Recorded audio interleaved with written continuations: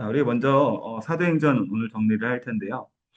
그 바울이라는 사람에 대해서 우리가 먼저 좀 알아볼 필요가 있겠죠. 자, 먼저 우리가 이 사도행전에서 바울을 부르시는 그 모든 과정들을 통해서 우리가 인간의 계획보다 하나님의 계획이 더 중요하다라는 것을 우리가 발견할 수 있게 됩니다.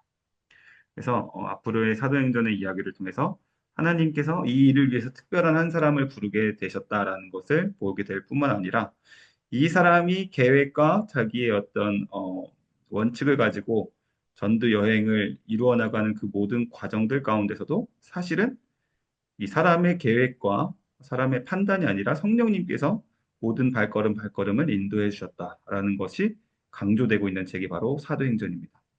그래서 누가는 우리가 누가복음에서도 이야기했었지만 성령에 대해서 굉장히 강조를 많이 했거든요.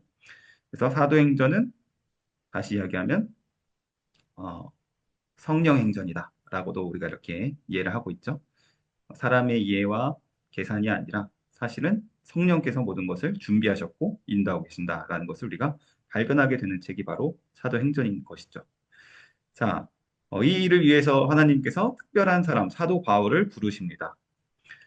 이 땅 끝까지 복음을 전하는 일에 있어서 굉장히 중요한 쓰임을 받은 사람이 바로 사도 바울이죠. 그래서 예수님 다음에 바울이다라고도 볼 수 있겠어요. 예수님 다음에 가장 중요한 이제 신약 이후에 복음서를 연결하는 일에 있어서 가장 브릿지로서 큰 역할을 한 사람이 이제 사도 바울입니다.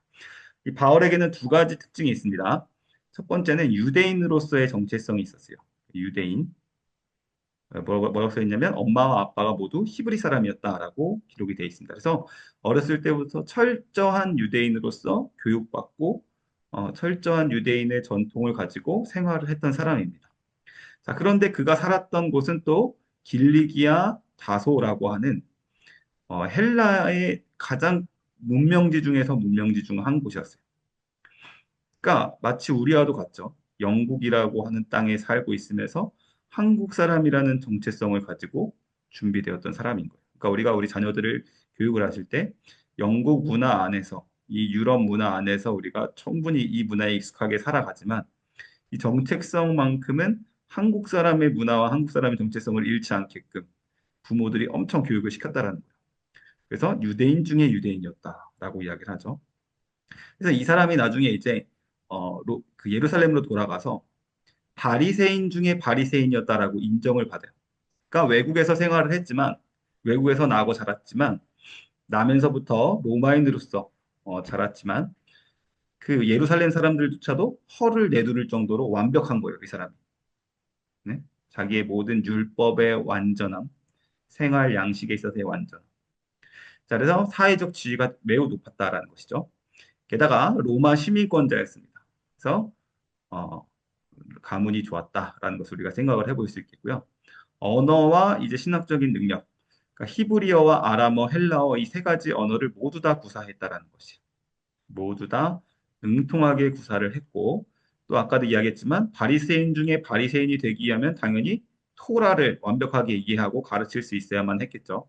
바리새인들이 인정하는 건 어쨌든 토라의 권위니까 토라를 완전하게 능통하게 알 수 있을 정도의 능통한 선생님, 랍비였다라는 것을 볼 수 있겠죠.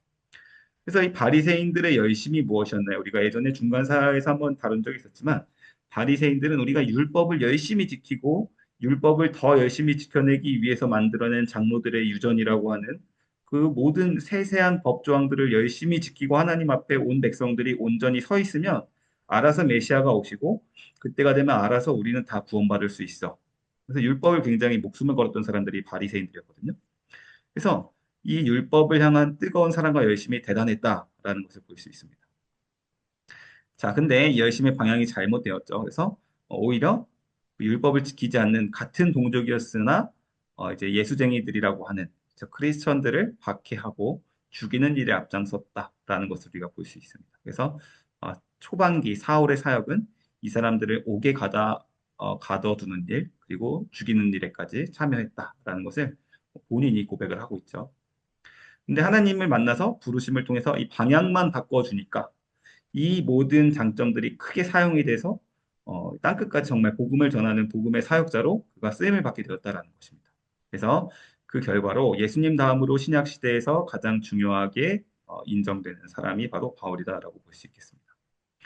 자, 바울이 자신이 받았던 계시와 사명을 가지고 이제 안디옥이라는 지역을 토대로 이제 사역을 시작을 하게 되는데요. 자, 갈라디아서에서 자, 이제 갈라디아 교회 사람들에게 쓰는 편지에서 나는 계시를 받았다라고 하는데 자, 이때 그 사도들 있죠. 예수님에게 가르침을 받았던 12사도들에게 직접적으로 가르침을 받은 것이 아니라 나는 예수님에게 직접 특별하게 가르침을 받은 사도다라고 이제 이야기를 합니다. 그래서 예수님이 직접 깨닫고 가르쳐 주신 것에 대해서 특별한 깨달음의 시간이 있었다라는 것을 바울이 이제 이야기를 합니다. 그리고 자신은 하나님께서 모태로부터 이 일을 위해서 쓰임 받은 사람이다라고 자기의 정체성이 더욱더 명확해집니다. 나의 아버지의 그 모든 백그라운드들, 내가 자라온 환경들, 그리고 내가 익숙한 모든 이 헬라, 로마식의 모든 문화 이런 것들이 다 하나님이 이 날을 위해서 나를 지금까지 부르셨던 거구나라는 것을 이제 명확하게 이해를 하고 깨달아요. 그래서 자신은 사도 중에 사도다라고도 이제 강권을 하죠. 나중에 이제 고린도전서 같은 내용 보면. 자, 그래서 특별 사도라 불릴만 하며 다른 예수님의 제자들보다 훨씬 더 중요한 역할을 이제 많이 수행을 합니다. 자, 그래서 이제 먼저 우리가 그가 어떤 일들을 행했는지를 이제 처음부터 좀 보도록 하겠습니다. 이제 사도행전에서 나오는 이야기들이죠. 자, 이제 유대 땅에서 예루살렘에서 자, 도망친 크리스천들을 잡고자 여기 다마스쿠스라고 하는 곳 있죠. 다메섹이라고 하는 이 다메섹으로 떠나는 여정을 우리가 다메섹 도상이라고 합니다. 그래서 이 다메섹으로 가는 길, 다메섹 도상. 여기 이제 가이사랴 빌립보라는 지역이 있는데, 자, 요 가이사랴 빌립보 지역에서 다마스코스로 가는 이 길, 다메섹 도상에서 거의 가이사랴 빌립보 근처에서 예수님을 만났다라고 보면 되는 거예요. 다메섹에서 만난 것이 아닙니다. 요 근처에서 예수님을 만나게 되고요. 또 그래서 장인이 되죠. 맹인이 되죠. 일시적으로. 자, 그래서 박해의 선두주자 스데반을 때려 죽이는 일에 앞장섰었다. 교회 박해에 앞장섰던 인물이었습니다. 자, 그래서 다른 예수님 제자들을 체포하기 위해서 여기 이거 오타입니다. 제가 잘못해서 죄송해요. 산헤드린이죠. 산헤드린이 아니라 산헤드린 공회에서 증서를 받아서 말을 타고 올라가는 길이었습니다. 자, 그런데 가이사랴 빌립보에서 다마스쿠스로 가는 그 길 중에 부활하신 예수님께서 나타나셨고 바울이 눈이 멀게 되었습니다. 자, 눈이 먼 상태로 다메섹까지 인도함을 받아서 아나니아를 만나서 안수받을 때 눈의 비늘이 벗겨졌습니다. 자, 이 사건이 이제 중요한 사건이죠. 이 사건은 바울이 이때까지 맹인과도 같은 자였다라는 것을 상징하는 사건이었어요. 굉장한 열심들이 있었지만 사실은 눈이 있다고는 하지만 보지 못하는 맹인의 상태였구나. 내 상태가. 그것을 진짜 몸으로써 본인이 깨달은 거예요. 구약과 율법에 능통하다고 생각했지만 예수를 모르는 상태는 이렇게 다 맹인과 같은 상태다라는 것을 말해주는 사건이 눈먼 사건이다라는 것이에요. 그런데 눈의 비늘이 벗겨지자 새로운 관점과 가치관이 열리게 되었다. 예수님이 빠진 신학과 이야기들은 다 의미가 없으나 예수님과 모든 것이 딱 맞아떨어졌다라는 것을 이제 예수님을 만나고 난 후에야 바울이 이제 더 입체적으로 선명하게 모든 말씀들의 퍼즐이 다 맞춰지는 그런 놀라운 경험을 하게 된 것이죠. 자, 그래서 방향이 바뀝니다. 이전에 신앙이 없던 사람이 한번 바뀌면 굉장히 크게 쓰임을 받는 사람, 이런 사람들이 있죠. 굉장히 열심히 사는데 예수님을 만나서 더 뜨겁게 방향을 바꿔서 살아가는 사람들처럼 바울이 바로 그런 사람이었다라는 것이요. 자, 그래서 이제 다음의 세계에서 다마스코스에서 이제 예수님을 만난 바울의 첫 번째 사역이 이제 등장을 합니다. 그것은 바로 아라비아 사역이에요. 즉시 자기가 만난 예수님에 대한 이야기를 가지고 아라비아라는 곳에 아라비아라고 하는 큰 제국이 있어요. 자, 여기로 가서 3년 동안 복음 전파를 시작합니다. 특별히 나바테 왕국이라고 하는 곳에서 이제 3년간 복음을 전해요. 근데 이 바울의 메시지를 듣고 아마도 이 나바테 왕국 전체가 막 흔들리고 소요하는 일이 일어났던 것 같아요. 그러니까 정확하게 기록은 되어 있지 않지만 3년간 복음을 열심히 전파한 결과로 많은 사람들이 아마 예수님께 돌아오지 않았을까 뭐 이런 생각을 해봅니다. 그래서 이 나바테 왕국에서 쫓겨나서 다시 다마스쿠스로 이제 숨어서 돌아올 수밖에 없었고, 자, 이 나바테 왕국의 이제 왕의 사절이 이 바울을 어떻게든 잡아서 죽이려고 다메섹에 군대를 파견을 해요. 그래서 군사를 보냈죠. 그래서 다마스쿠스에서도 이제 더 이상 있을 수가 없겠구나. 밤중에 광주리를 타고 내려와서 예루살렘으로 도망가는 사건이 이제 이렇게 등장하게 되는 것입니다. 그래서 바울이 이제 한참 지금 가장 뜨거울 때 아니에요. 예수님을 만난 직후 3년 동안 굉장히 열심히 사역을 했었구나. 그리고 그 이방인들, 아라비안인들을 많이 전도하려고 했었구나. 그리고 광주를 타고 예루살렘으로 도망쳐야만 했다라는 것을 볼 수 있었고요. 자, 예루살렘 방문을 했는데요. 만날 성도가 거의 없었대요. 이 부분 좀 슬픈 얘기죠. 그러니까 대부분 다 이제 뿔뿔이 이제 많이 흩어진 거예요. 많은 사람들이 흩어지고 이제 그 자리에 남아있던 사람들은 이제 많은 절충을 한 사람들, 유대인들과 어느 정도 화목하게 지내려고 하는 사람들, 이런 사람들이 이제 많이 남아 있었다라는 것이죠. 그리고 이제 예수님의 형제였던 이제 야고보서를 썼던 야고보만 남아 있었다라고 이제 기록이 되어 있습니다. 그래서 야고보와 만나서 대화를 하죠. 자, 바울은 갈라디아서에서 자신이 이렇게 예루살렘 사도들에게 가르침을 1대1로 받은 적이 없다라는 이야기를 분명히 하는데, 자, 그렇게 될 수밖에 없었던 것이 예루살렘에 왔더니 아무도 없었기 때문이다. 라는 것을 우리가 볼 수 있겠어요.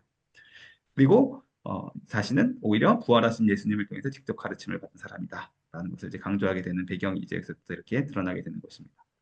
자, 하나님께서는 이렇게 바울의 뜨거운 하나님을 향한 열심의 마음의 중심을 보시고 또 한 번 변화되면 절대로 돌아서지 않을 참된 신앙을 가진 그릇으로서 이 사람을 준비하셨다라는 것을 볼 수 있겠어요. 자, 그래서 이 사람이 예루살렘에 돌아왔습니다. 예루살렘에 돌아왔는데 이 사람이 가만히 있을 수 있을까요? 없을까요? 예루살렘에 왔지만 여전히 가만히 있을 수가 없는 거예요. 왜냐하면 자기가 알게 된 것들, 그동안 공부해왔던 것들, 그 모든 것의 결국 최종 골이 예수님이라는 것을 알게 된 이 순간, 자기가 가장 사랑하는 자기 유다 백성들이 예수님 모르고 살아가는 이 현실을 이 사람이 절대 그냥 보고만 있을 수가 없었던 거죠. 그래서 바울은 자기가 이제 순교당할 수 있는 이 수많은 사람들이 자기가 자기로 인해서 순교당하고 뭐 쫓겨난 그 일들을 똑같이 반복을 하게 됩니다. 예루살렘에서 복음을 전하기 시작해요. 스테반 때보다 더 큰 박해와 소요가 일어날 위기가 이제 생기게 됩니다. 자, 그러니까 이제 예루살렘 사람들이 예루살렘에 남아있던 이제 그 당시 이 자리를 지키고 있었던 보수적이면서 좀 타협적이었던 지도자들이 바울 안 되겠다. 바울이 여기서 계속 복음 전하다가는 바울뿐만 아니라 우리까지 이제 다 죽게 될지도 모른다. 이제 이런 위협심을 느끼게 된 것 같아요. 그래서 길리기아 다소, 바울의 고향이죠. 다시 돌려보냅니다. 그래서 여기 가이사랴라고 하는 항구를 통해서 지도를 보시면 이때 타소스라고 써 있는 부분 있죠. 다소입니다. 다소. 길리기아 다소인 바울의 고향으로 일단 너 좀 내려가 있어. 라고 해서 이제 보내는 거예요. 자, 거기서 몇 년을 기다렸다고 얘기돼 있냐면 10년간 머물렀다라고 기록이 돼 있어요. 그러니까 한참 뜨겁고 한참 이제 예수님 만나서 열정적으로 사역을 해야 되는데 3년 사역하고 그 사역이 끝나버리고 또 3년 사역하고 나서 예루살렘 또 사역이 끝나버리고 대기 시간이 10년이었다. 발령 대기로 거의 10년을 기다려야만 했던 굉장히 인고의 시간이 있었다라는 것을 이제 볼 수 있겠죠. 그래서 이제 많은 학자들이 이제 여기서 뭐라고 이야기하냐면 이 10년 동안 고향에 내려와서 마음이 평안해진 상태로 수많은 자기의 정리와 공부하는 시간이 있지 않았겠느냐. 또 20년 동안 이 사람이 과연 가만히 있었겠느냐. 이렇게 마음이 뜨거운 사람이 열심히 이 지역을 전도를 했을 것이다라고 이제 이야기를 하는 거예요. 그래서 요 많은 지역에 아마 전도를 다녔을 것이다. 그 10년이라는 시간은 그렇게 이제 우리가 이해를 합니다. 자, 그런데 신기하게 정말로 그래서인지 모르겠지만 여기 있죠. 여기가 다소죠. 다소라는 지역에서 이제 10년 동안 이제 준비하면서 놀랍게도 안디옥이라고 하는 이 근처죠, 근처. 이 지역이 굉장히 뜨거운 크리스천들이 많이 성장하고 많이 모이게 된 장소가 됩니다. 자, 안디옥 교회가 그래서 부흥을 하게 되는 거예요. 자, 10년 동안 안디옥 교회가 부흥했다. 자, 이 안디옥은요. 헬라 제국의 수도였다. 이 말은 잘못된 말이에요. 잠시만요. 헬라 제국이 아니라 왜 우리가 그 알렉산더가 죽고 나서 장군 4명이서 그리스를 찢어서 다스렸다 그랬잖아요. 그때 이제 셀류코스 왕조라고 했던 왕조가 있었어요. 네? 거기서 이제 안티오쿠스 에피파네스 4세라는 사람이 이제 요 예루살렘에 쳐들어와서 돼지 피를 뿌리고 할례한 사람들, 애기들을 다 죽였다. 뭐 이런 이야기 예전에 제가 드린 적 있었죠. 그 안티오쿠스 에피파네스라고 하는 그 왕조가 그러니까 셀류코스 왕조가 수도로 삼았던 곳이 바로 이 안디옥이었어요. 안티오쿠스라고 하는 그 도시, 자기의 이름을 따서 수도로 삼았던 곳이 바로 안티오쿠스, 안디옥입니다. 안디옥. 그래서 이 안디옥은 굉장히 큰 도시였어요. 그러니까 헬라 제국의 4분의 1 제국의 큰 수도였다. 그리고 인구 밀도가 높고 엄청난 대도시였다라고 볼 수 있겠어요. 그리고 전체 소아시아의 수도는 에베소였다. 소아시아 그 속주의 로마에서 총 이제 관리하는 가장 중요한 도시 중에 하나가 바로 에베소였다는 것이죠. 그래서 어쨌든 안디옥 교회가 부흥을 하고 있었고 바울은 아직도 다소에서 자기 사역을 열심히 하면서 공부를 하고 있을 때, 자, 바나바라고 했던 사람이요. 바나바라고 하는 그 안디옥 교회 지도자가 바로 근처에 바울이 고향에서 칩거하고 있다라는 이야기를 듣고 바울을 긴급하게 콜링을 해요. 와서 우리를 좀 도와달라. 그래서 함께 사역을 시작하게 됩니다. 그래서 안디옥에서 바나바와 이제 안디옥 교회 사역을 시작을 하게 됩니다. 자, 근데 안디옥 교회가 너무나 커지고 이제 사람들도 너무나 모이고 이제 자유롭잖아요. 사실은 여기는 이제 로마 영역이기 때문에 예루살렘 사람들의 박해를 피하기에도 너무 좋은 곳이고 인접한 도시이기도 하고 또 큰 도시면서 항구 도시이기도 했기 때문에 이제 이 사람들이 모이고 또 예물들이 많이 모이니까 이제 뭘 생각할까요? 당연히 전도를 생각하는 거. 아, 우리만 여기서 우리끼리만 좋게 지내고 있지 말고 이 놀랍고 위대한 복음, 하나님이 주신 사명을 좀 이제 전해야 되지 않겠냐. 그래요, 여러분. 우리 전도 사명을 가지고 전도를 떠납시다. 그래서 사실은 이미 이때부터 예루살렘이라고 하는 교회에서의 촛대가 안디옥이라고 하는 교회로 옮겨졌다라고 우리가 볼 수 있겠어요. 촛대가 옮겨진 거죠. 그죠? 불이 이제 안디옥으로 붙은 거예요. 그래서 1차 전도 여행을 보내게 됩니다. 이게 이제 그 유명한 1차 전도 여행. 그래서 1, 2, 3차 전도 여행은 모두 다 출발지가 어딜까요? 안디옥입니다. 안디옥에서 파송을 받아서 이제 전도를 출발하는 거예요. 다. 자, 그래서 여기 보시면 1차 전도 여행은 요런 지역들을 돕니다. 근방이죠, 근방. 여기가 아까 이야기했던 다소. 그러니까 그렇게 멀지 않은 곳들을 돌아요. 아시아 순회죠, 아시아. 아시아 남부 순회라고 볼 수 있겠습니다. 그래서 여기 안디옥에서 여기 살라미스, 옛날에 그 살라미스 해전이라고 했던, 혹시 옛날에 기억나실지 모르겠지만 카이사르가 폼페이우스와 이제 살라미스 해전을 치렀던, 자 여기 그리고 바보라는 곳을 건너서 이제 버가, 밤빌리아라고 하는 이 큰 대륙의 버가, 여기 비시디아 안디옥이라고 하는 곳, 그 이고니온, 그리고 루스드라, 루스드라라고 하는, 루스드라 좀 기억해둘 필요만 하죠. 그다음에 더베라고 하는 곳을 이렇게 돕니다. 남부 아시아를 거쳐서 다시 버가에서 안디옥으로 돌아오는. 공군사님 들어오셨네요. 네. 그렇게 이렇게 남부를 이렇게 잘 순회를 하고 돌아옵니다. 그래서 1차 여행은 굉장히 순탄하면서도 또 조촐했다라는 것을 우리가 볼 수 있어요. 자, 그래서 예루살렘 교회의 중심 역할, 그 촛대가 옮겨졌다. 안디옥 교회로 옮겨졌고요. 예루살렘 교회는 보수적인 유대식, 친유다 그리스도인들만 남게 되었다. 자, 그래서 이렇게 바나바, 바울, 그리고 한 명 더 누구죠? 마가. 요 세 사람. 자, 우리가 예전에 제가 마가복음 이야기할 때 얘기했지만 바나바와 마가는 무슨 사이라 그랬죠? 삼촌과 조카 사이라 그랬어요. 그죠? 생질이라고 나와 있어요. 그리고 바울. 자, 그래서 전도를 하는데, 자, 여기 이미 예루살렘에서 도망친 사람들이 많이 이제 유대인들이 많이 뿔뿔이 흩어져서 살고 있는 지역 중에 하나이기도 했어요. 이런 지역들이. 그래서 바울의 선교 전략은 뭐였냐? 회당을 중심으로 먼저 이동을 합니다. 왜 유대인들을 먼저 전도를 했던 거예요.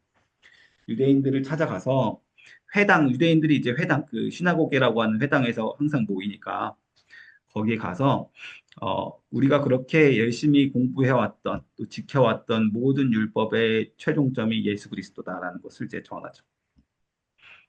그래서 구약 성경에서 예언된 메시아가 바로 예수님이다라는 것을 증명하는 방식으로 복음을 전했습니다. 자, 회당에서 복음을 전하면 유대인들은 별로 좋아하지 않았어요. 그렇죠? 유대인들은 당연히 좋아하지 않았겠죠. 자, 그런데 이 유대인들이 회당에 앉아 있을 때 항상 뒤편에 앉아 있는 사람들이 있었어요. 뒤편. 맨 뒤에, 맨 위에 항상 앉아 있는 사람들. 그러니까 핵심은 됐었고 변두리에 경건함을 추구하는 이방인들이 있었습니다. 그러니까 유대인은 아니기 때문에 그 회당에 들어가기에는 좀 애매하지만 항상 곁에서 그 유대인들의 이 경건한 이 생활을 본받고 싶어 했던 로마 사람들이 있었다는 거예요. 이 사람들은 왜 그러냐? 헬라 문화의 염증을 느낀 자들이다라고 이야기해요. 헬라 문화의 그 우상 숭배하는 것, 음란한 그 모든 문화들의 이제 염증을 느낀 사람들. 도대체 저 사람들은 어떻게 이렇게 정결하고 경건한 삶을 살 수 있지? 라고 이제 호기심을 갖고 회당에 같이 모였던 사람들이 굉장한 용기를 얻은 거죠.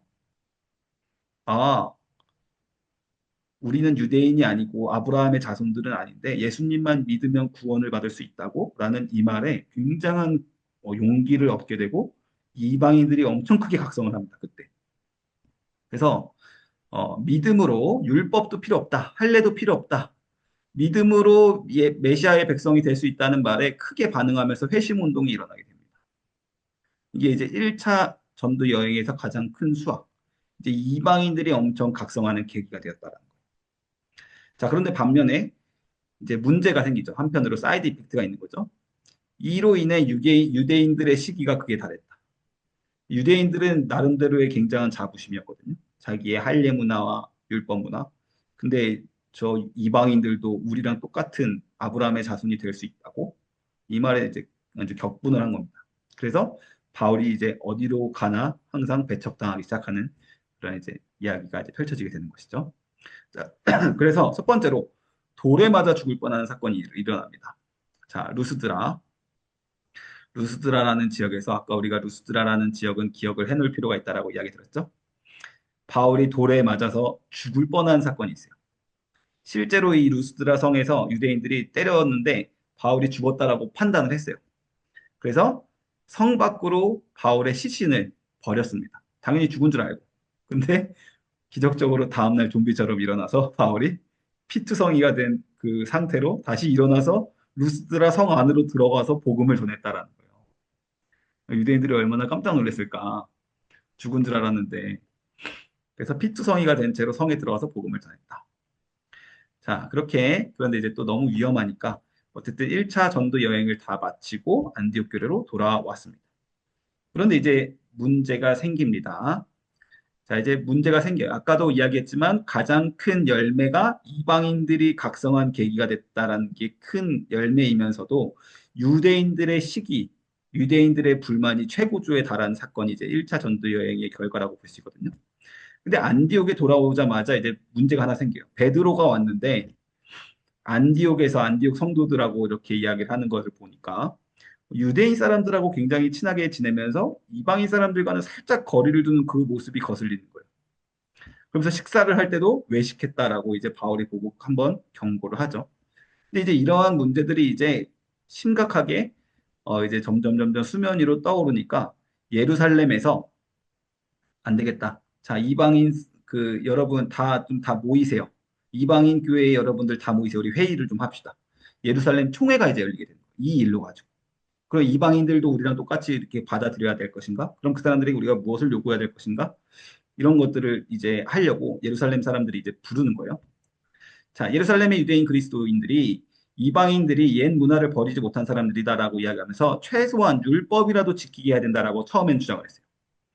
최소한 율법과 할례 지키게 해야 된다라고 처음에 주장을 했습니다. 그래서 예루살렘에서 대표들을 갈라디아 교회로 파견을 보내요. 그래서 뭐라고 이야기했냐면, 믿음 좋아. 믿음 당연히 필요하지. 근데 믿음뿐만 아니라 할례도 해야 돼. 라고 이야기를 했어요. 처음에 예루살렘 교회의 결정이 그거였더라. 자, 그걸 보니까 바울은 어땠을까요? 바울은 이제 분노하는 거죠. 그게 무슨 말이냐. 율법과 할례가 어떻게 믿음하고 똑같이 반반이 될 수 있냐. 믿음으로 구원받는 것이다. 바울은 굉장히 강조를 합니다. 그러면서 쓴 게 갈라디아서예요. 그래서 바울이 분노하면서 쓴 책, 갈라디아 교회로 파견된 사람들, 그래서 동요하고 있는 갈라디아 성도들을 위해서 쓴 서신서, 바로 갈라디아서인 것입니다. 자, 이런 일은 다시 일어나면 안 되겠죠. 근데 지금 다시 일어나려고 하는 조짐이 있습니다. 오늘날에도요. 자, 그 다음, 나중에 다시 더 자세하게 이야기를 해드릴게요. 그런 부분들에 대해서는. 너무 신학적으로 이제 깊이 들어가야 될 부분이라서. 자, 예루살렘 공의회 개최와 결정사항. 자, 그래서 이제 혼란들이 생기고 가중이 되니까 이제 예루살렘 총회를 열자라고 이야기를 해요. 그래서 안디옥 교회의 대표 이제 바울과 바나바였겠죠. 그다음에 이집트에 있었던 알렉산드리아 교회 사람들의 지도자들도 참여시켜서 총회를 열기로 했습니다. 그래서 네 가지 결정을 해요. 네 가지 결정. 우상 숭배는 절대 안 된다. 이방인들 너네 똑바로 들어. 이방인들도 그리스도인들이 될 수 있어. 그거 맞아. 왜냐면 예수님이 그렇게 말씀하셨거든. 근데 너희들이 네 가지는 꼭 지켜야 돼. 우상 숭배하면 안 돼. 음행하면 안 돼. 목매어서 죽인 음식 먹으면 안 돼. 피 묻은 음식, 또 피로 만든 음식 이런 거 먹으면 안 돼. 자, 근데 사실 나중에 바울이 쓴 서신서들에 보면 바울은 이거를 그렇게 좋아하진 않았던 것 같아요. 이 결정을 그렇게 썩 마음에 들어 하진 않았던 것 같아요. 그래서 바울은 요 두 가지만 항상 늘 강조하지, 요거는 강조 전혀 안 합니다. 그래서 그래도 어쨌든 이제 타협적으로 이제 이 예루살렘 총회에서 결정된 요 네 가지 안건들을 가지고 이제 이방인 전도의 규칙을 삼는 거죠. 그리고 이제 이 총회 사건이 다 이제 어느 정도 단락이 되고 나서 정리가 수습이 되고 나니까 이제 그 다음 전도 여행을 떠나기로 결정을 한 거예요. 그게 바로 2차 전도 여행입니다. 2차 전도 여행. 제가 예전에 한번 지난주에 수요기도에 설교했었을 때 보여드렸던 이제 지도인데요. 역시 이제 예루살렘에서 돌아오죠. 안디옥에서 이제 출발을 합니다. 안디옥에서 출발을 해서 다소를 잠깐 들리고 자기 고향이던 다소를 잠깐 들리고 자 더베, 루스드라, 이고니온 1차 여행 전도회 때 이제 들렸던 곳들을 중간중간 들려요. 그래서 방문을 하는 거죠.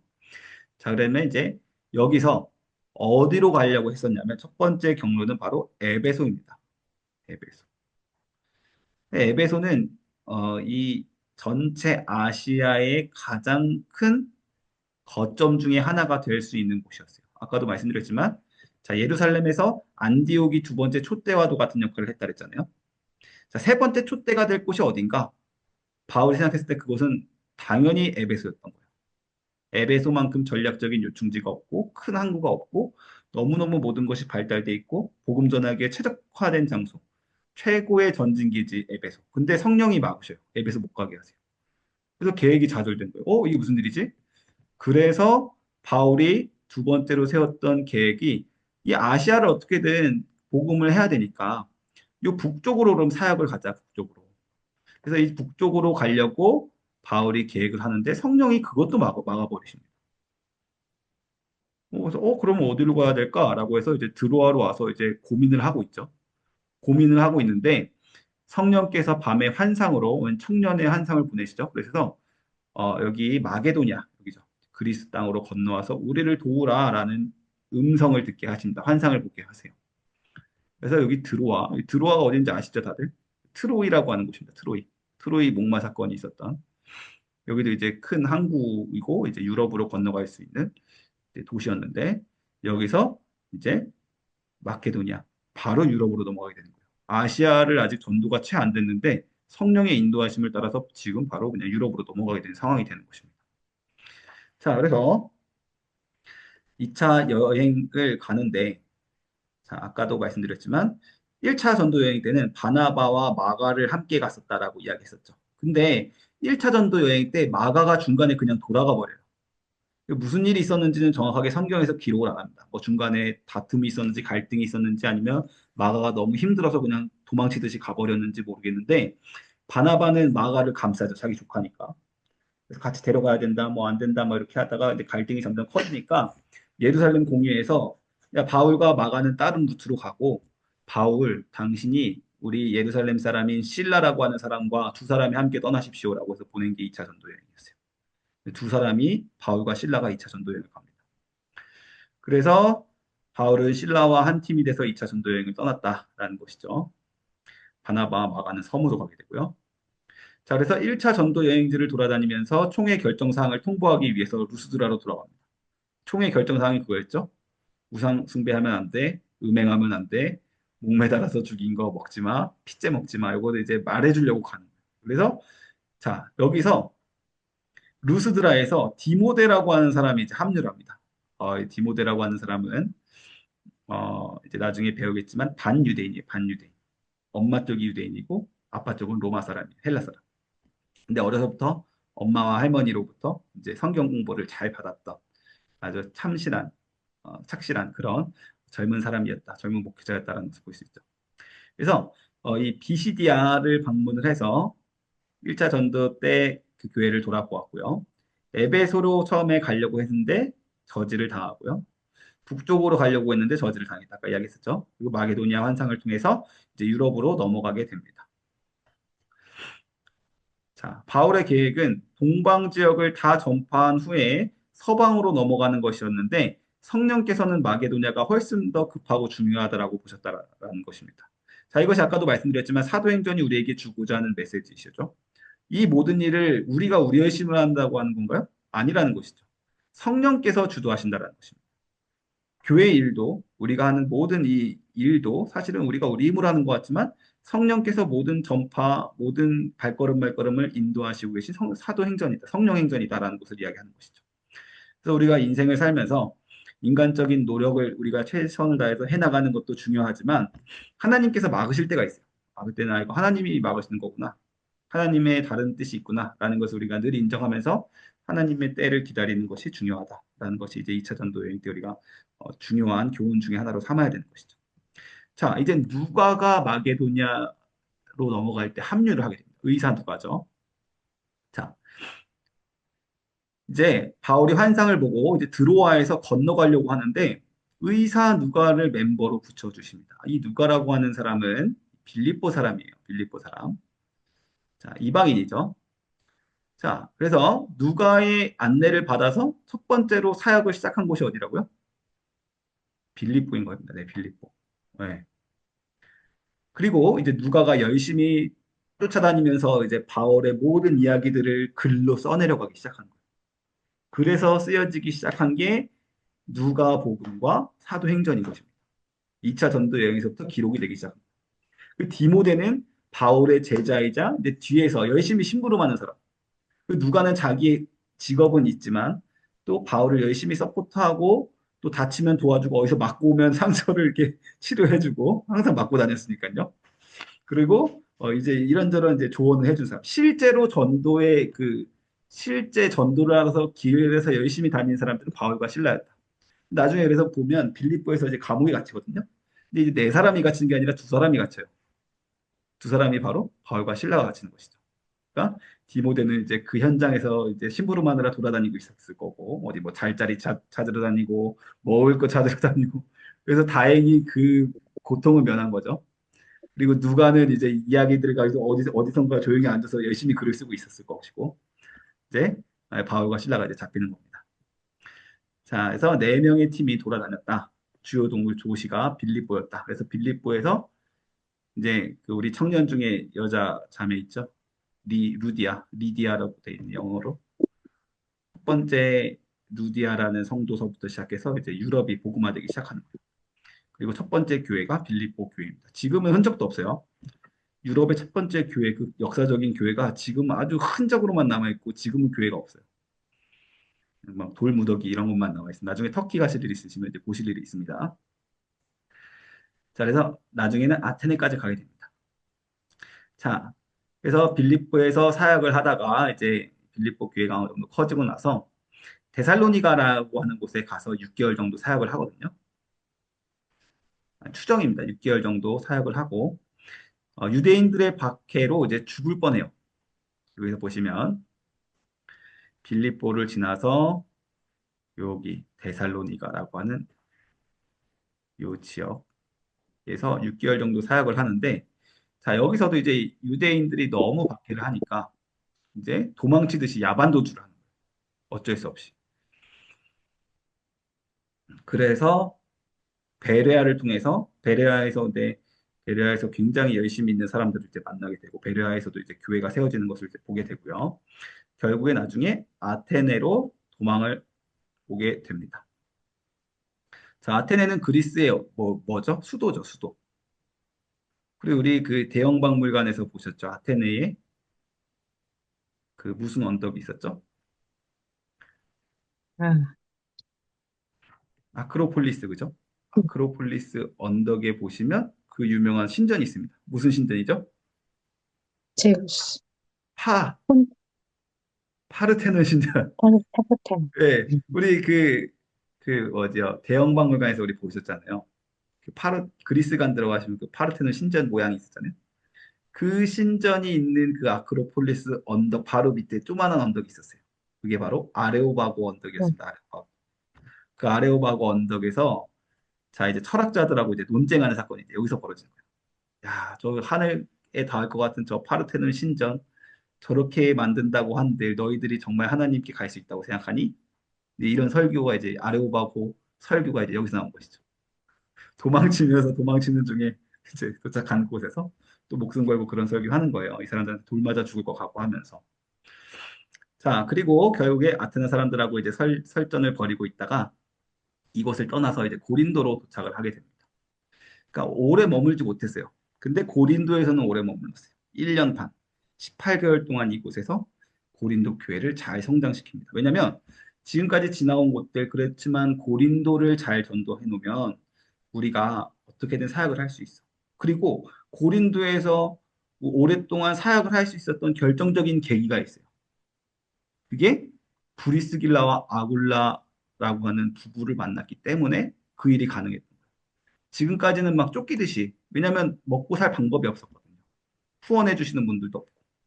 근데 자, 브리스길라와 아굴라, 우리 옛날에 그 봤었죠. 로마관에서. 가이오 황제가 유대인들을 다 내쫓았어요. 그래서 이 브리스길라라고 하는 여자는 로마 아주 귀족 가문이었거든요. 브리스가라고 하는 가문. 근데 이 아굴라라고 하는 남편이 유대인이었어요. 그러니까 남편 따라서 어쩔 수 없이 쫓겨서 로마에서 쫓겨나서 요 고린도에서 살고 있던 이 사람들을 만나게 된 거예요. 이 사람들이 든든한 후원자가 되셨고 바울을 도와서 고린도 교회가 성장할 수 있게끔 돕는 역할을 이제 많이 해줍니다.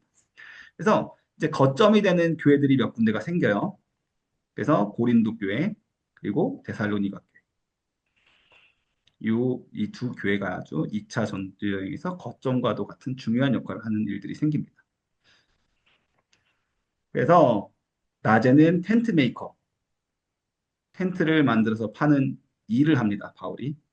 그래서 일하고 그걸로 근근히 살고 또 브리스길라 아굴라 부부의 후원을 받아서 밤에는 또 사역을 하면서 열심히 살아요. 그리고 열심히 또 돕습니다. 성도들을 돕고 그래서 1년 반, 18개월 동안 고린도 교회에 아주 큰 부흥을 일으키게 됩니다. 자, 근데 아까 이 두 교회가 중요하다고 했잖아요. 데살로니가 교회. 근데 데살로니가 교회 성도들은 괜찮을까요? 안 괜찮을까요?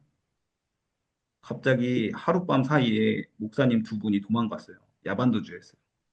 성도들이 이 상황을 어떻게 받아들여야 될까?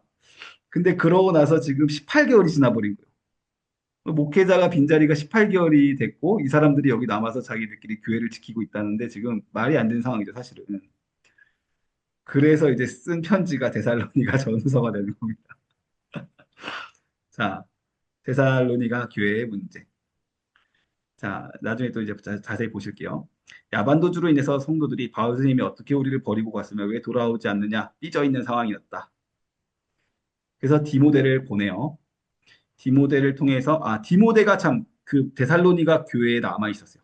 죄송해요. 디모데가 데살로니가 교회에 남아 있으면서 지금 성도들이 지금 상황이 심상치가 않으니까 이제 디모데가 바울과 실라에게 그 소식을 이제 전해 준 겁니다. 그래서 디모데를 통해서 그들의 상황을 듣고 바울이 가지 못했다라는 이야기를 이제 열심히 써내려가면서 여전히 너희들을 사랑한다. 이런 변명을 하죠. 사실 변명이죠. 하지만 맞죠. 그러면서 써낸 그 데살로니가 전서가 이제 보내지게 되는 것입니다. 그래서 임박한 종말의 문제. 종말은 진짜 있다. 종말은 반드시 찾아올 것이고 너희들은 준비하고 있어야 해. 종말이 없다고 말하는 사람들의 말에 귀 기울이지 마라는 이야기를 중요하게 하고요. 음행하면 안 돼라는 것을 또 이야기합니다. 주님이 오실 때 깨끗한 모습으로 우리가 맞이해야 되지 않겠니? 음행하고 있으면 안 되지. 예수님 곧 오신다니까. 그래서 우리가 깨끗하게 살자라는 것을 이제 이야기한 것이 바로 데살로니가 전서입니다. 그리고 이따 이제 2차 전도 여행이 마무리가 돼요. 자, 2차 전도 여행에서는 그렇게 가고 싶어 했었지만 못 갔던 에베소를 통해서 오게 됩니다. 에베소를 통해서 에베소 항구에서 여기서 이제 예루살렘으로 돌아오게 됐다가 다시 안디옥으로 돌아가는 길로 돌아가면서 2차 전도 여행이 끝이 나게 됩니다. 그래서 배편으로 예루살렘에 와서 보고를 하는 거죠. 보고. 2차 전도 여행 이렇게 보고를 했고 총회에서 결의한 내용들 잘 전달하고 왔습니다. 걱정하지 마세요. 라고 이야기를 해주고 안디옥으로 돌아왔다라는 거예요. 자, 그 다음에 이제 3차 전도 여행을 보도록 하겠습니다. 자, 역시 어디서 출발할까요? 안디옥. 안디요. 수리아 안디옥에서 출발합니다. 그리고 이번에는 바로 어디로 가요? 에베소로 갈 수 있었어요. 2차 전도 여행에서는 그 길이 막혔었잖아요.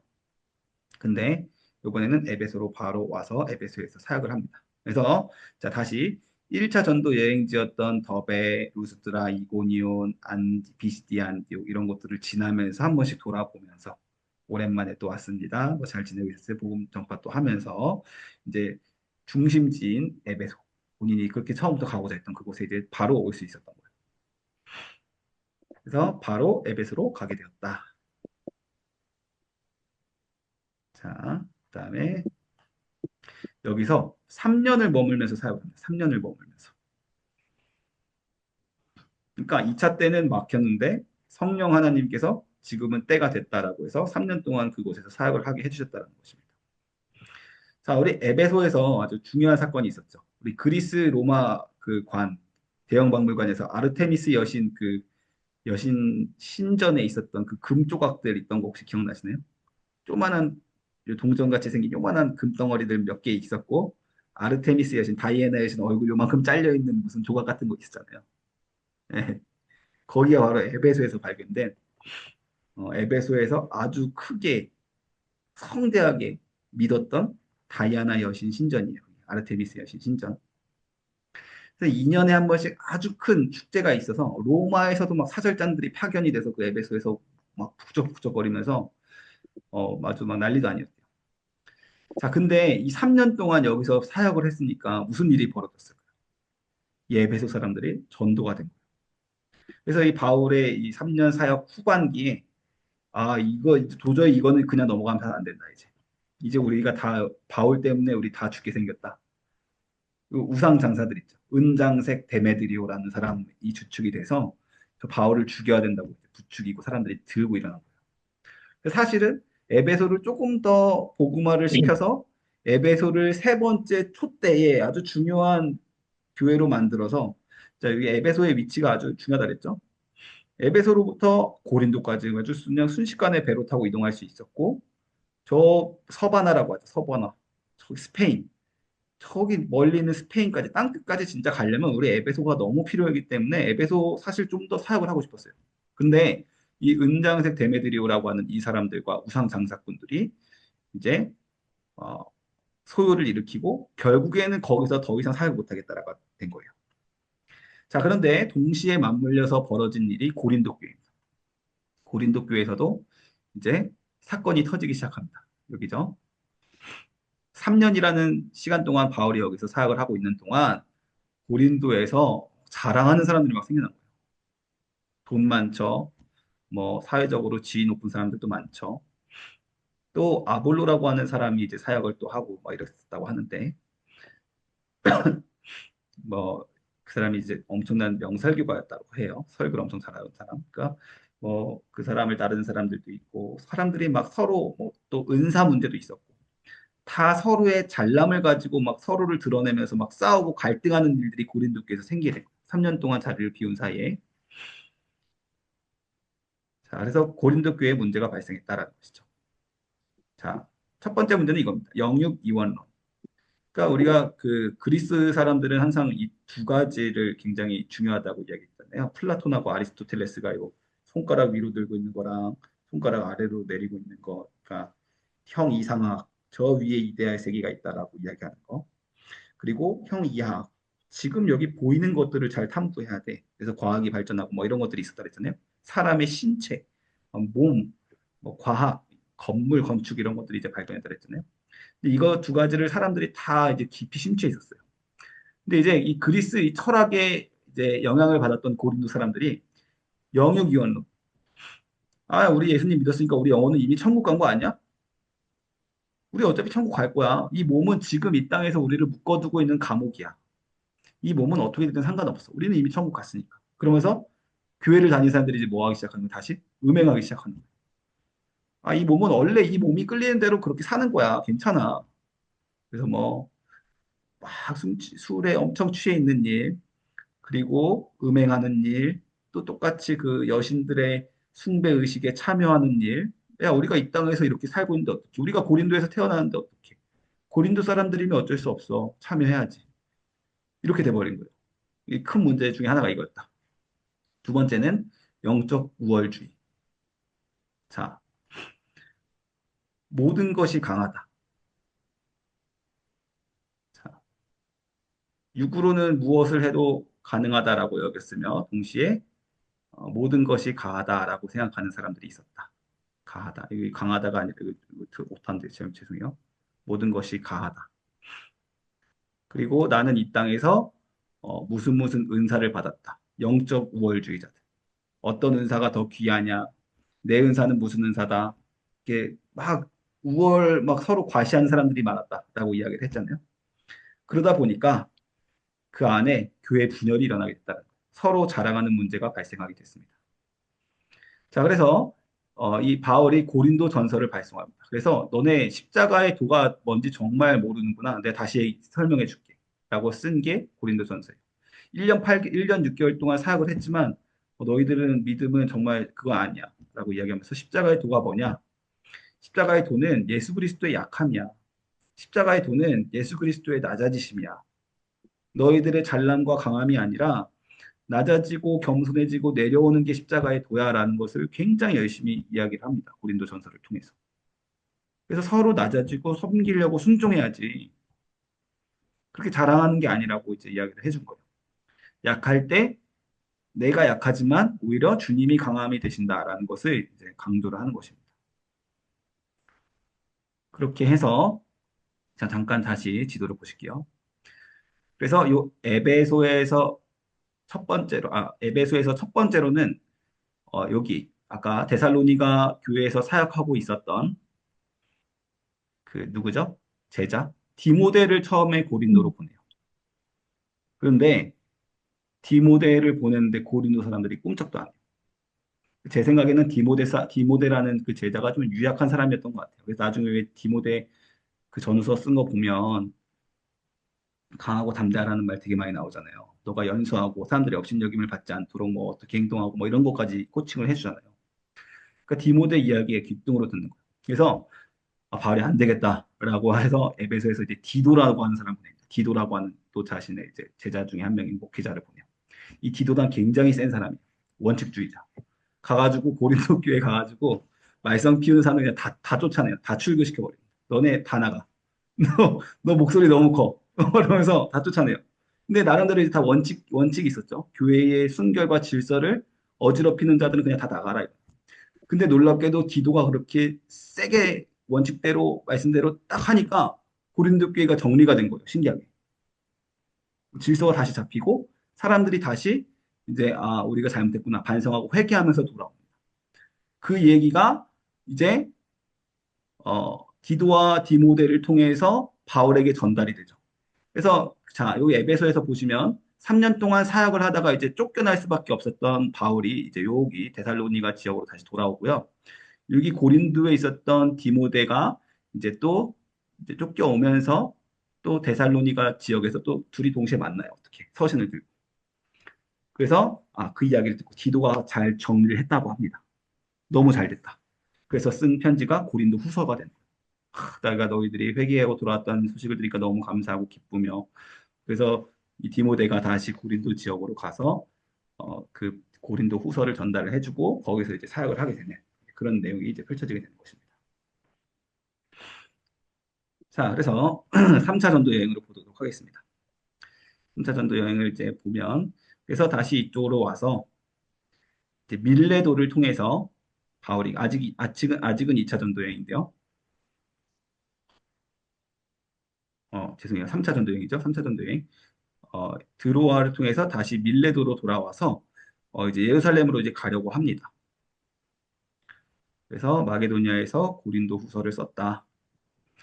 그래서 미로의 하나님, 용서와 회복에 대해서 이야기를 하고요. 자, 고린도 사역을 마무리하고, 자, 여기서 이제 중요합니다. 죄송해요. 고린도로 바울이 방문을 해요. 3개월 정도 방문을 합니다. 여기서 이제 데살로니가 지역에서 이제 서신을 들고 이제 디모데와 함께 고린도에 와서 한 3개월 정도를 더 있을 수 있게 됩니다.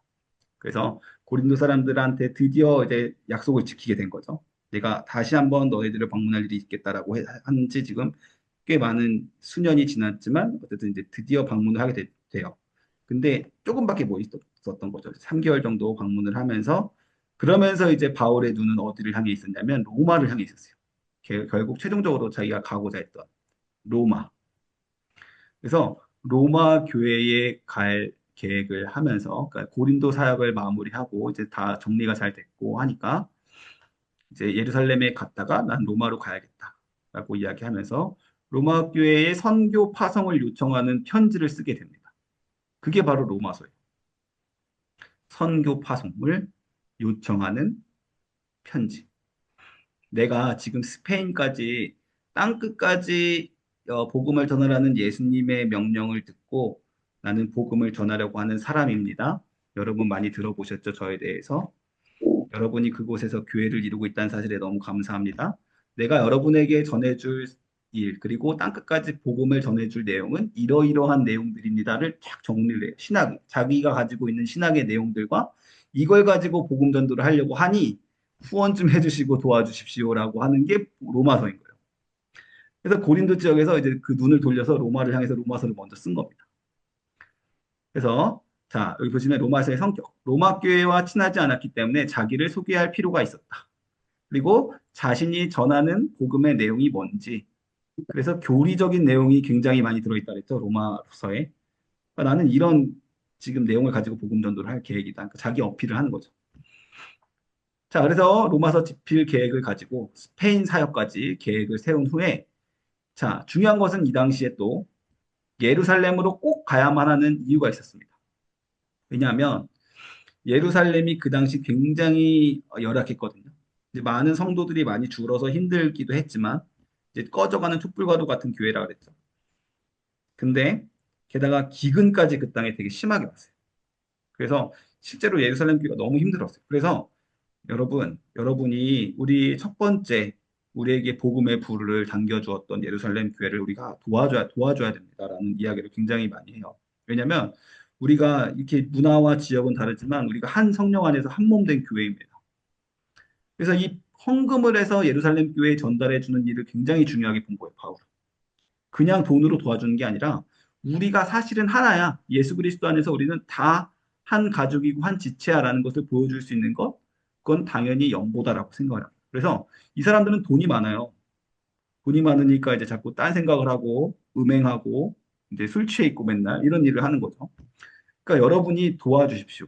굉장히 강조를 합니다. 그래서 여기 고린도 교회, 에베소 교회 이런 사람들에게서 이제 연보를 모아서 지금 예루살렘에 가면 또 굉장히 엄청 박해를 받을 것이 뻔한데도 불구하고 꼭 예루살렘으로 돌아가야만 했던 것이죠. 그래서 이제 로마서를 집필한 내용을 가지고 또 여기 다시 이제 돌아가는 이 보라색 루트가 이제 돌아가는 길이에요. 돌아가면서 이제 예루살렘으로 가서 연보를 전달해 줄 계획을 가지고 있었습니다. 자, 그래서 다시 보시면 이 드로아라는 지역으로 돌아왔을 때 자, 드로아에서 이제 어떤 사람이 떨어져서 죽는 사건이 일어납니다. 그 사람이 이제 유두고라는 사건이요. 자, 예루살렘으로 돌아가는 길목인 드로아에서 밤에 밤늦게까지 또 이제 그 사람들에게 설교를 한 거예요. 그러니까 바울은 어딜 가나 설교를 했어요. 이 사람은 진짜 완전 타고난 설교자. 근데 바울의 설교가 너무 재미없었나 봐요. 그러니까 막 하품을 하면서 열심히 두 눈을 뜨면서 막 듣다가 난간에서 떨어져 죽는 일이 생긴 거예요. 얼마나 재미가 없었으면 그랬을까. 아니면은 뭐 얼마나 피곤했으면 그랬을까? 근데 그 유두고를 위해서 기도했는데 유두고가 살아나요. 그죠? 기적이 일어났죠? 그래서 이 유두고가 다시 살아난 이 부활한 사건의 의미가 예루살렘으로 가면 목숨을 위협받을 상황이다라는 것이 우리가 이제 짐작되는 상황이었잖아요. 왜냐하면 지금 예루살렘에는 바울을 죽이겠다고 저 변절자 바울을 죽이기 전에는 내가 먹지도 마시지도 아니하겠다라고 막 결심한 사람들이 40명이나 있었다고 성경에서 이야기하거든요. 그러니까 요번에 예루살렘으로 또 가면 분명히 그냥 길거리 돌아다니다가 누군가 푹 찌르고 죽일 수도 있는 그런 상황이 굉장히 위험한 상황이었습니다. 근데 유두고가 죽었다가 다시 살아난 이 일은 하나님께서 바울을 절대 죽게 하지 않으시겠다라는 어떤 사인처럼 다가온 거예요. 죽으면 죽지 뭐. 죽으면 죽으리라. 이 확신이 이때 바울에게 들었던 것 같아요. 자, 그래서 드로아에서 다시 이제 밀레도라는 곳으로 돌아와서요. 자, 밀레도에서 이제 예루살렘으로 돌아가려고 하는데, 자, 밀레도 바로 옆에 여기 도시가 어디죠? 에베소이죠, 에베소. 에베소 교회에서 아까 막 3년 동안 열심히 사역했는데 사람들이 쫓겨났다 그랬잖아요. 에베소 교회 장로들이 우리 바울 목사님이 돌아오셨다는 이야기를 듣고 밀레도까지 와서 이제 마중을 하는 거예요. 그래서 장로님들이 아우 예루살렘 왜 가시냐 큰일 난다 지금 예루살렘 분위기 진짜 심각하다 사람들이 뭐 지금 기근에 다들 경제적으로 힘들고 그 모든 불만과 모든 비난의 화살이 지금 다 크리스천들을 향해 있는 이때에 왜 예루살렘으로 가려고 하시냐 장로들이 막 뜯어말려요. 그리고 뭐 예루살렘 그 예언하는 사람들도 지금 가시면 당신 정말 죽어요 가시면 안 돼요 뭐 이렇게까지 말렸다 그러잖아요. 자 근데 거기서 이제 고별 설교를 하는 거죠. 바울은 내 생명은 귀한 것으로 여기지 아니었고 달려갈 길과 내 사명, 은혜의 복음을 증거하는 일을 마치는데 내 목숨은 조금도 아까운 것으로 여기지 아니하겠노라라는 말씀이 여기서 나온 거죠. 그러면서 사도행전 20장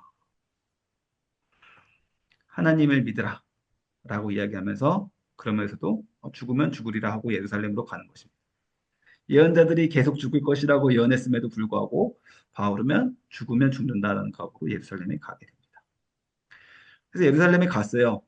가자마자 진짜 많이 두들겨 맞고 또 사람들의 막 핍박을 당하고 또 이제 천부장에게 신문을 받는 일이 일어나죠.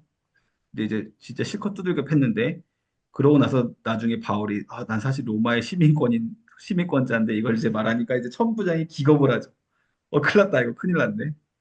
내가 로마의 시민을 제대로 재판도 안 하고 이렇게 막 두들겨 팼다라는 사실 천부장이 기겁을 한 거예요. 그러면서 나는 많은 돈을 주고 로마의 시민권을 샀는데 너는 어떻게 로마 시민권을 샀니? 나는 날 때부터 로마 시민권자였어. 이야기를 하니까 이제 천부장의 얼굴이 이제 막 사색이 되면서 이제 더 높은 재판대로 이제 보내는 거죠. 그래서 정식 재판대를 받아서 나는 너희들한테 다 권한이 없어. 다 총독들이었거든요. 뭐 벨리스 총독이라든지 뭐 이런 총독들이 재판을 내렸는데 나는 너희들한테 재판 안 받을 거야. 나는 로마 시민으로서 당연히 황제에게 재판을 받겠다라고 더 상급 법원으로 가겠다라고 신청을 해요. 그러니까 어쩔 수 없이 로마 시민권이고 확실하고 가문도 너무 좋고 하니까 다들 이제 어쩔 수 없이 그럼 배 타고 로마로 가십시오라고 하게 된 거예요.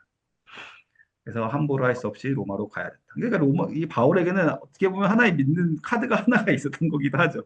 예루살렘을 가서 죽을 수도 있지만 내가 어떻게든 이 카드를 써서 난 로마로 다시 돌아갈 어떤 이런 생각이 분명히 바울에게는 있었던 거예요. 하나님은 그것을 또 미리 준비를 해주셨고요.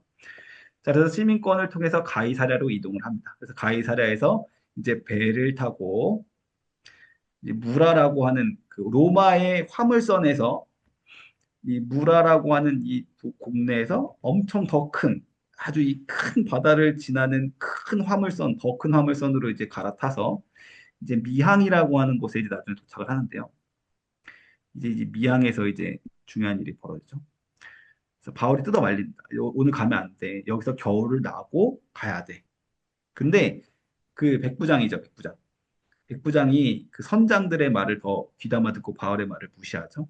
선장들이 이 미양은 겨울을 보내기가 좋지 않아요. 여기 뭐 재밌는 것도 없고 뭐 여자들도 없고 뭐 이런 내용들이에요. 성경에 그렇게까지 자세하게 기록은 안 돼 있지만 사실 그런 내용입니다. 그러니까 미양은 겨울을 보내기에 재밌는 도시가 아니다. 그래서 우리는 베닉스라는 도시를 가면 이 도시는 꽤 크고 있을 거 다 있거든요. 그러니까 이 도시 가서 우리가 겨울 보냅시다라고 해서 백부장이 그 말에 아주 좋게 들은 거예요. 그래서 우리가 여기 미양 있지 말고 베닉스로 가자라고 해서 베닉스로 가는 길에 요 얼마 안 되죠. 같은 섬이거든요. 큰 섬 덩어리거든요. 근데 이 베닉스로 가는 길에 유라골라 광풍을 만나서 베닉스로 못 가고 여기서 계속 돌아다니고 여기서 계속 표를 하는 겁니다. 요 큰 구간을 방황을 하게 되고요. 자, 그래서 어, 폭풍을 만나서 배가 파손이 됩니다. 자, 그래서 요 멜리데, 몰타 섬이라고 하는 멜리데 섬에서 결국 잘 정착을 해서 어, 이제 살아남게 되죠. 자, 사명이 있는 자는 절대 죽지 않는다라는 교훈을 우리가 발견할 수 있게 됩니다. 그래서 바울이 24일 정도 동안 배가 여기서 엄청 뭐 폭풍을 만나서 파손되기 직전까지 굉장히 많은 시간 동안 이제 방황하는 그 시간 동안 바울이 그 사람들을 안심시키고 하나님께서 분명히 우리를 로마에 도착하게 해주신다라고 안심을 시켜서 그 사람들이 나중에 이제 믿음을 갖게 되는 그런 일들이 생겨나게 되죠. 자, 인생이나 교회 일에서 계산대로 되는 것이 없고 우리 계획보다 하나님의 계획이 중요하다. 중요한 것은 믿음과 순종이며 본질적인 목표만 바라보고 디테일들은 하나님께 맡기고 우리가 순종해야 된다라는 것을 기억하면 좋겠습니다. 그래서 바울의 최종 목적지였던 로마에까지 도착을 하게 되는 이야기가 3차 전도 여행으로 끝이 나게 됩니다. 그 시점이 AD 62년쯤이었다라고 이제 기록이 되어 있어요. 그래서 여기 멜리데 섬에서 이제 뭐 뱀에 물리기도 하고 네, 아주 그래서 이 바울이 신처럼 여겨졌다 이런 이야기들이 있죠. 그래서 이제 수라고사를 통해서 레기온을 통해서 이제 로마로 이 보디올에 도착했을 때 로마 성도들이 마중을 나와서 이제 바울과 만나게 되는 이야기들이 있고 로마에 가서 이제 가택 연금을 당하게 되는 그러면서도 그 안에서 많은 서신서들을 또 작성을 하는 그러한 내용들이 사도행전까지 등장하는 이제 모든 기록 내용이다라고 볼 수 있겠습니다. 자, 그러나 이제 발이 묶였어요.